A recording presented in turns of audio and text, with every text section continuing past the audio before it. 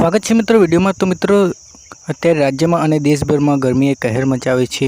જ્યાં જોઈએ તે રેડ એલર્ટ, યલો એલર્ટ અને ઓરેન્જ એલર્ટ આપવામાં આવે છે। ત્યારે મે મહિનામાં પણ આંગણવાડીમાં ભૂલકાઓને બોલાવવામાં આવી છે। ત્યારે આંગણવાડી કર્મીઓને પણ મે મહિનામાં વેકેશન આપવાની સીએમ સમક્ષ માંગ કરવામાં આવી છે।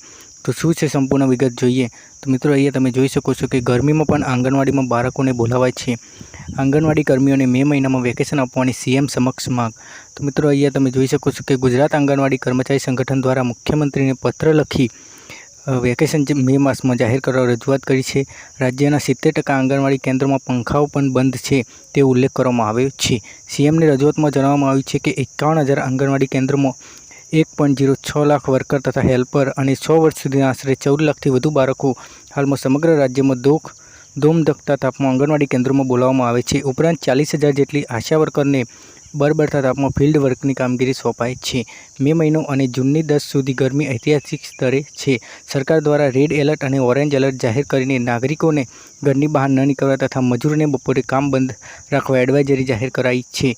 ત્યારે 1 લાખ આંગણવાડી વર્કર, હેલ્પર તથા 14 લાખ બાળકો માટે બપોરે 2 વાગ્યા સુધી કેન્દ્રો ચાલુ રખાયા છે। 70% કેન્દ્રોમાં પંખાઓ બંધ છે, પાણીની સુવિધા નથી। એટલું જ નહીં, સરકાર દ્વારા ફિટ કરાયેલ 90% આરઓ બંધ હાલતમાં છે। તેથી આંગણવાડીમાં તથા આશા વર્કર ફેસિલી રોટેશન સંપૂર્ણ 15 દિવસ માટે વેકેશન જાહેર કરવાની માંગણી કરી છે। ઉપરાંત દર વર્ષે મે માસમાં 1 માસનું કાયમી